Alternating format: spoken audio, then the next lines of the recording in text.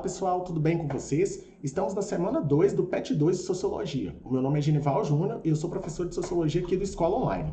O nosso tema de hoje vai ser uma continuidade da semana passada, onde a gente viu raça e seus efeitos sobre a desigualdade social e discriminação racial no Brasil, raça e mobilidade social.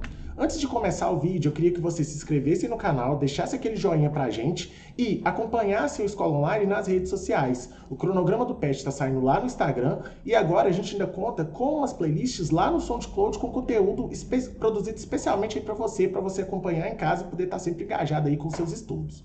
Além disso, eu também queria indicar para vocês o nosso projeto Redação Online. Ele é coordenado pela professora Dayana e eu, junto com outros professores, estamos lá para poder trazer alguns temas, debater algumas questões atuais, para a gente poder tirar aquela nota 1000 no Enem. Vamos embora? Pessoal, roda a vinheta aí para mim.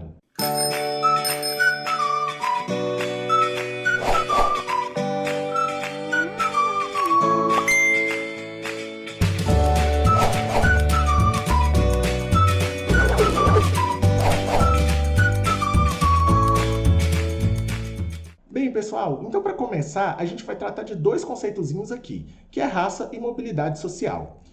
Essas duas perspectivas, elas foram analisadas por diversos sociólogos aqui no Brasil. E aí eu vou trazer dois para a gente poder observar. O primeiro deles é o Gilberto Freire. Ele vai olhar para essa situação e vai colocar um conceito muito importante, chamado de democracia racial. Para ele, a mestiçagem aqui no Brasil foi um fator positivo, que promoveu o contato entre diferentes culturas. E são essas culturas, em diferentes circunstâncias que vão se encontrar, que vão produzir o que ele chama de harmonia racial aqui no Brasil, minimizando todos os conflitos que aconteceram entre pessoas de diferentes etnias. Esse conceito do Gilberto Freire ele é muito importante. Porém, quando a gente traz ele agora para a atualidade, a gente vai perceber que ele tem algumas falhas. Por exemplo, quando a gente olha alguns dados, a gente vai perceber que pessoas com ensino superior no Brasil, elas vão receber salários diferentes. E quais são as características dessas pessoas? A gente vai notar que as mulheres pretas, elas recebem 130% a menos do que os homens brancos. E isso tendo a mesma formação do que eles.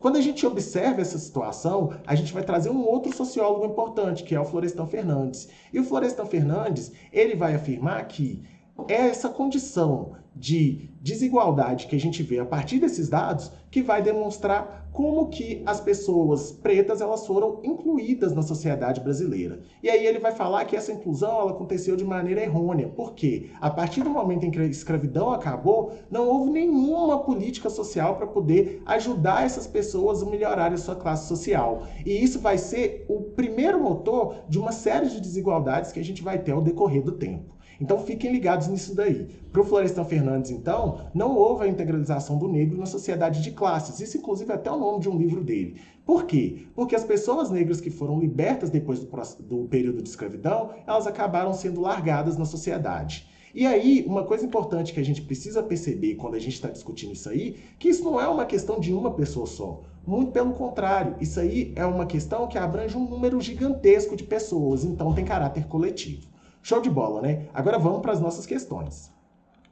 A nossa atividade 1, ela vai trazer uma charge e um gráfico. Na charge, a gente tem uma personagem lá no topo da pirâmide falando o seguinte: tem democracia racial sim. Enquanto os personagens da base da pirâmide estão falando o seguinte: só se for aqui embaixo. E daqui do lado a gente vai ter o gráfico que vai demonstrar a ocupação das pessoas pretas dentro dos cargos de liderança no ambiente empresarial. E a gente vai perceber que existem determinados cargos que a gente vai ter uma menor participação dessa população.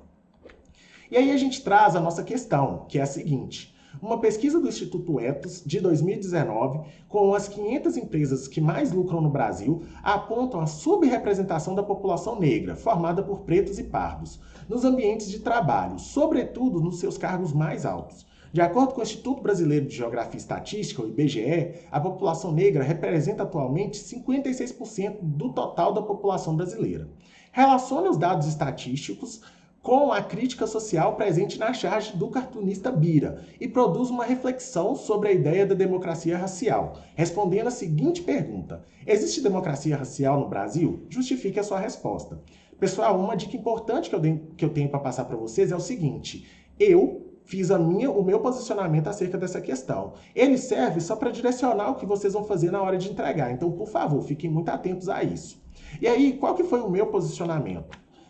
Sobre a pergunta, existe democracia racial no Brasil? Eu respondi o seguinte, não. É impossível afirmar que existe democracia racial no Brasil, uma vez que as estatísticas apresentadas pelo IBGE, por exemplo, indicam que a população preta tem menos acesso à educação e não ocupa os cargos de liderança em empresas e são as mais afetadas pela desigualdade social. Então, através disso, a gente pode afirmar que a integralização do negro na sociedade de classes não ocorreu de maneira satisfatória graças a esses fenômenos. Sendo assim, a democracia racial é uma ilusão. Essa atividade foi bem tranquilinha, né, pessoal? Aqui eu dei algumas indicações para vocês poderem fazer aí na casa de vocês.